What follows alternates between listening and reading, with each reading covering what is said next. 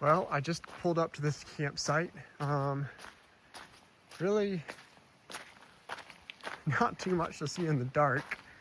I've seen this one during the day before, and it's really quite pretty. Here, let me take you over here. If I remember right, there's a little stream right here. And look at that. The only thing that would be cooler is if there were just like a fish just hiding out right in there. Pretty cool.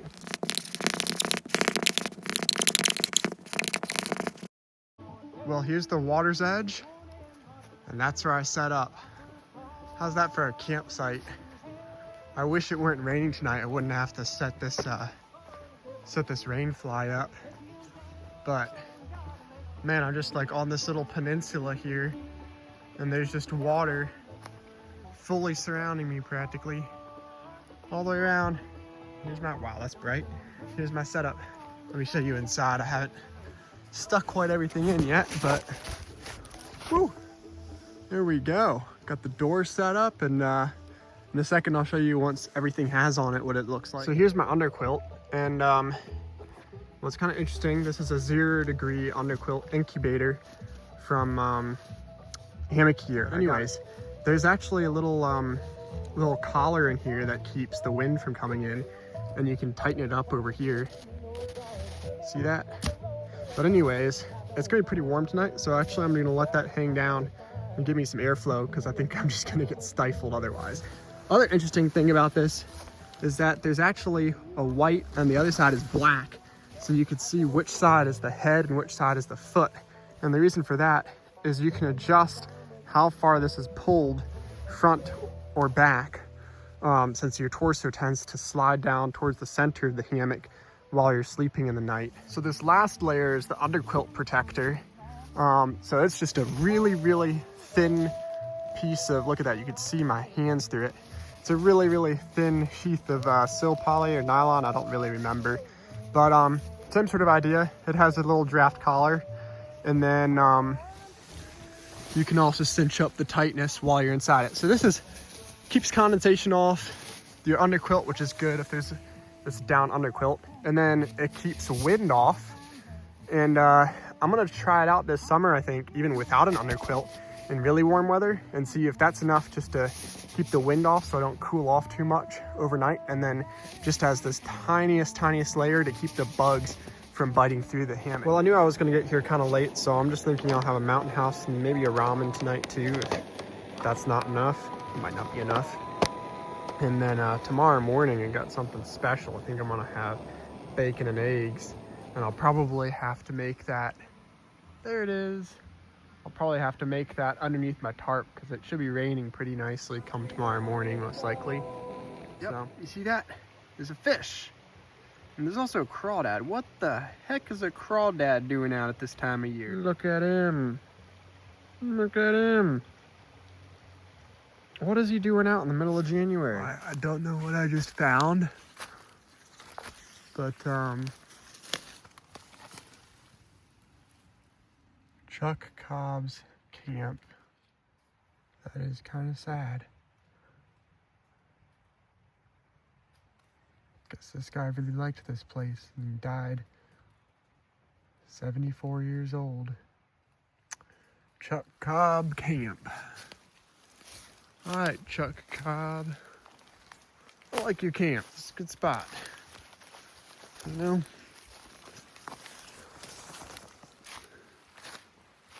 Someday maybe I'll meet you up in heaven and I can tell you.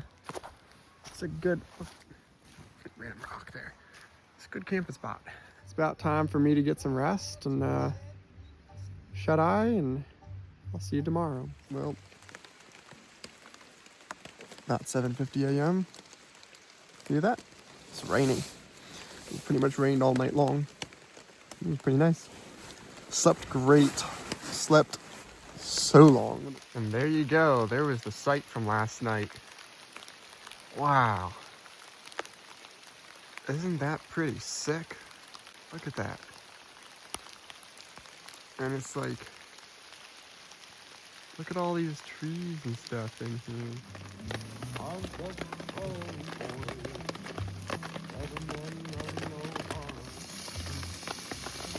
don't have a great way to wash your hands afterwards. These are little small pieces, aren't they? I'll be able to fit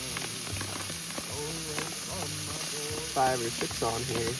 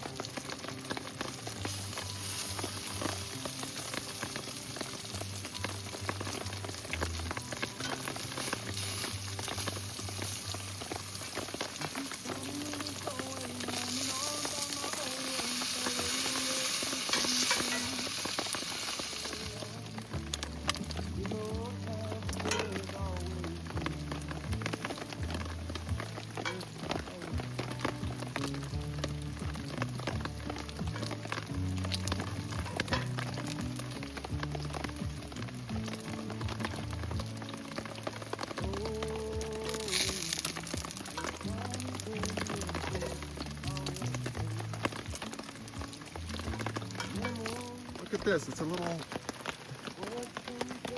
dust devil. What? That was pretty sick for a second. I don't know why that happened. Nah, I want my eggs.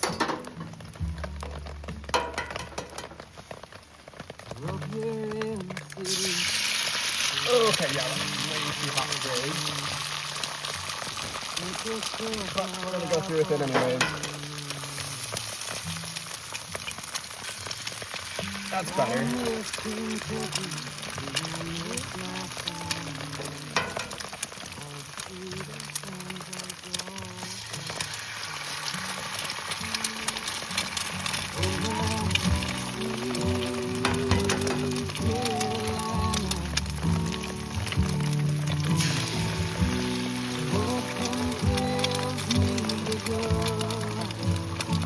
Got egg hands.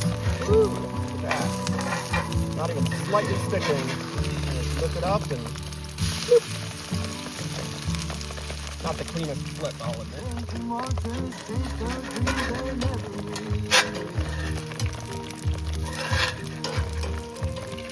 Woo, you did not see me do that. That was bad. Turn that up just a little bit more.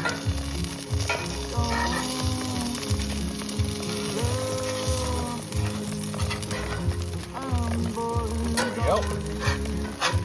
That's a lot better. Knock that off.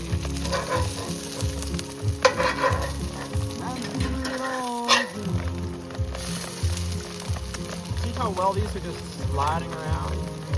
When a cast iron is seasoned correctly, it's pretty much non-stick. Anyway, this one's probably about done. Look at that.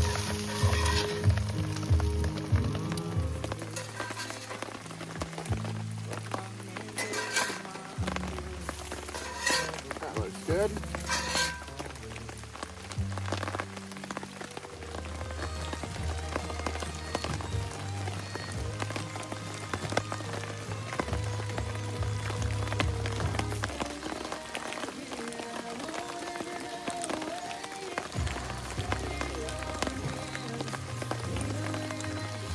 This little bend in the creek I just found. Look at that mossy little ledge along there. That's so pretty. Look at this. It's just the tiniest bit of ice left over from the last storm. Well, folks, I decided to walk around this lake, and oh, this is gonna be pretty. I already know it. I can see it. You can't see it yet, but it's gonna be pretty.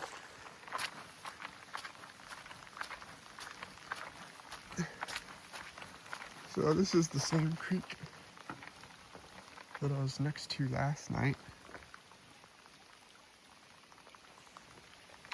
Now that we're close to the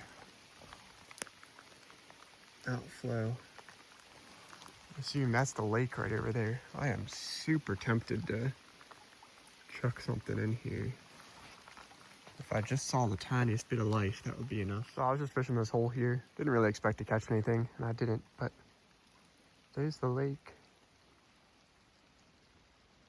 There's the top of the lake right there. It's a little frozen up. Look at this little spot here. This looks to be the start of kind of like the bottom of the lake, where the bottom of the lake started freezing up too. If you remember up at the top, there's a little frozen bit way up there. Well, there's this bit. And it looks like from here on down, there's just a thin layer of ice on everything that, even though it's been like 60 degrees every day for the past like week, it's still just a tiny bit of ice hanging out.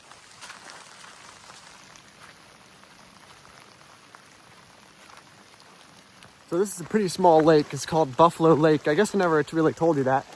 It's called Buffalo Lake. There's 5 little dispersed camp spots around it that are free to camp at. You can take boats out onto it, but no gas motors. Not a problem for me. I don't have a gas motor. Just have a kayak. And it's really raining just a little bit out here. Let's see, what else? Right, it's about 22 acres large and has a max depth of about 28 feet. It's got trout that's stocked in it 3 or 4 times a year. Of course, it has a nice healthy population of bass and panfish and all that sort of stuff that you'd expect to be in here. Look at this. So there's the trail. You see this? It's a little hard to tell, but that used to for sure be a road right there. So a lot of these areas in Monongahela National Forest used to just be areas that were like logged out or mined, and then the government came in and bought them, made stuff like this lake in, well, I want to say this lake was made in the 1960s, I think. And yeah, now we get to enjoy it. All right, now I'm confused. This is the second one that I've come on. This is Kevin's Corner. I don't know if you can see this, but remember how I said the fog was moving out? You can literally see it moving out. Now that the fog's starting to lift, you can really see some of the stuff that I've been seeing. Look at how green the trees are in here. It's like all the lichens growing on them. This is pretty cool. Look at this. This is the East Fork of the Greenbrier River. There's a little camp spot right down there. That's pretty sick. I think, I have a feeling this is kind of like the, that other video that I posted along Seneca Creek. I bet this spot has little campsites all along it and good fishing. We'll see. We'll see if the holes are as good. Seneca, the amazing thing about Seneca Creek, oh gosh, this is kind of muddy. Woo. Woo. My feet are soaked through and through. It did not occur to me that I could have brought boots, so I just had my trail runners. And it's like, oh, it's probably about 45-ish outside right now, so it's not too bad, but definitely a little chilly. Anyways, back to it.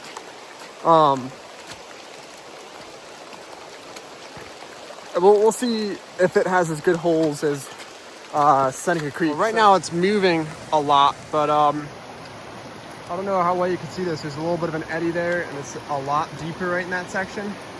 I would absolutely fish that when there's not so much water going through there. I think right now it's not horribly washed out, but I think it's just a little more washed out than I want to fish in. So I didn't even bring my fishing rod up here.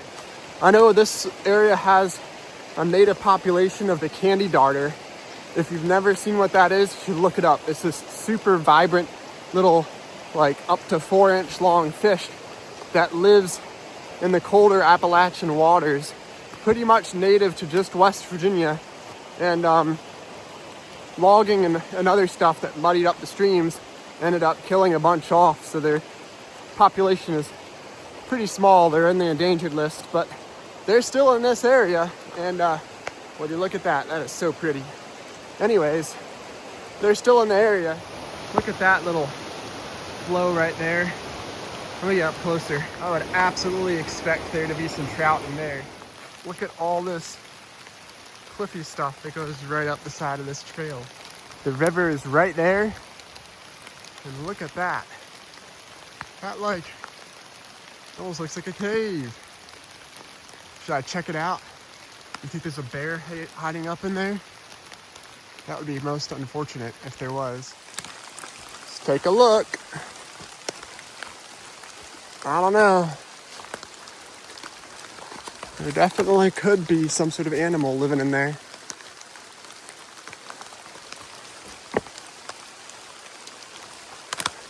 What do you think? You think there's something living in there? Or do you think that's the end? Well, that's the end. There's nothing in there. But, sounds pretty cool. Look at all those little cliffy things. Woo! Alright. Wow. Well, that trail was pretty fun. I found some spots that I want to go back to fish on a different time, but it's 1:20 and it's going to be about an hour and 40 minutes to get back to school, so I think I'm going to stop in Durban. It's a little railroad town that has a little steam engine that rolls through it, and I'm going to get lunch there and then head back.